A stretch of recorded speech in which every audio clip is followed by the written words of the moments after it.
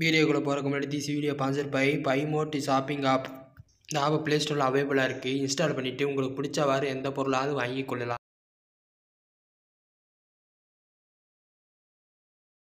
அனைவருக்கும் வணக்கம். மீனாட்சி திருக்கல்யாண வரலாறை பற்றி தெரிந்து கொள்வோம்.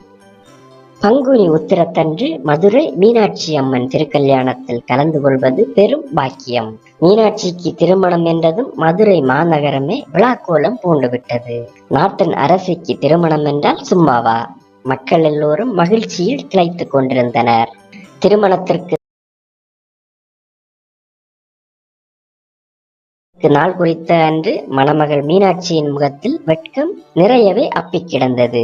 தனது மணாளனை முதலாக சந்தித்த அனுபவம் அப்போது அவளை சிலிர்ப்பு கொள்ள செய்தது. 8 திக்கும் வென்று இமயத்தையும் வென்று வர சென்ற போதுதான் சிவபெருமானை முதலாக சந்தித்தாள் மீனாட்சி. சிவபெருமானின் பார்வை பதிந்த மாத்திரத்தில் அவளது 3 தனங்களில் ஒன்று மறைந்து போயிற்று. அப்போதுதான் தன்னுடைய மணாளன் இவரே என்று எண்ணி நாணினாள். ஒரு நல்ல நாளில் பூலோகம் வந்து மணந்து கொள்வதாக சிவபெருமான் உறுதியளித்ததை இப்போதும் நினைத்து மகிழ்ந்தாள். அப்போது அவள் ஆவலோடு எதிர்பார்த்த சிவபெருமான் வந்து கொண்டிருந்தார். மகாவிஷ்ணு, பிரம்மா மற்றும் தேவர்கள், தேவகணங்களும் உடன் வந்தனர்.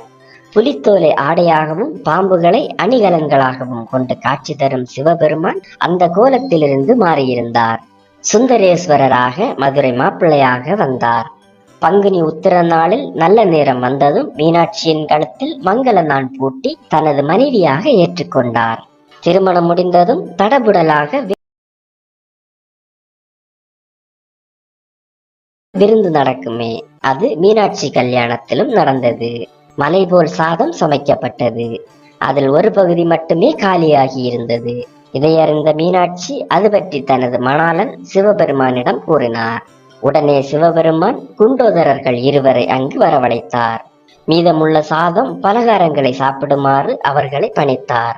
அவர்கள் 2 அடுத்த சில நிமிடங்களிலேயே அத்தனை உணவு வகைகளையும் பலகாரங்களையும் வேகமாக தின்று தீர்த்து விட்டனர்.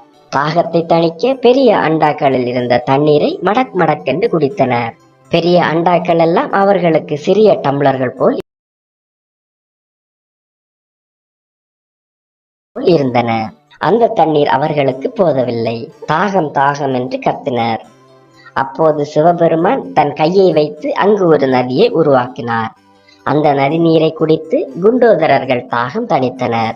சிவபெருமான் தன் கையை வைத்து உருவாக்கியதால் அந்த நதி வைகை ஆயிற்று. மேலும் வீடியோக்களுக்கு சேனலை சப்ஸ்கிரைப் செய்யுங்கள்.